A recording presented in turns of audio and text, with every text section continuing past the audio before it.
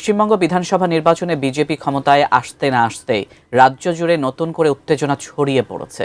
অভিযোগ উঠছে মুসলিমদের ওপর শুরু হয়েছে ব্যাপক হামলা ও ধ্বংসযজ্ঞ।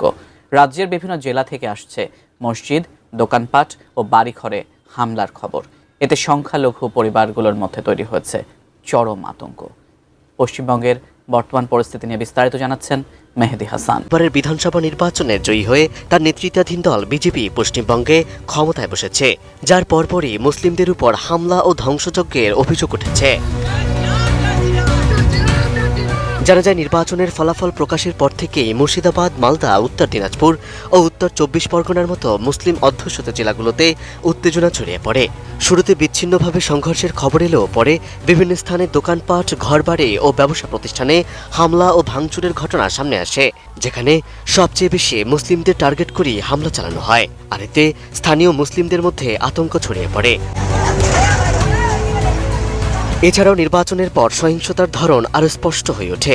বিভিন্ন স্থানে মসজিদ ও সংখ্যালঘুদের বাড়িঘর লক্ষ্য করে হামলার অভিযোগ পাওয়া গেছে। সামাজিক যোগাযোগ মাধ্যম স্থানীয় সূত্রে জানা গেছে, বিজয় মিছিলের সময় উস্কানিমূলক স্লোগান দেয়া হয় এবং কিছু জায়গায় অগ্নিসংযোগের ঘটনাও ঘটে। এতে সংখ্যালঘুদের মধ্যে নিরাপত্তাহীনতা আরও বেড়ে যায়। একই সঙ্গে রাজনৈতিক সহিংসতার ঘটনাগুলোর মধ্যেও সংখ্যালঘুদের লক্ষ্যবস্তু করার অভিযোগ সামনে এসেছে।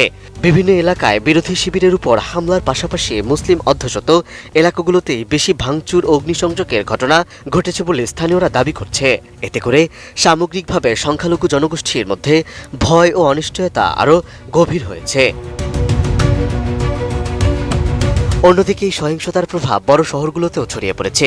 কলকাতা, আসানসোল ও হাওড়া সহ বিভিন্ন এলাকায় সংঘর্ষের ঘটনায় আইনশৃঙ্খলা পরিস্থিতির অবনতি ঘটেছে।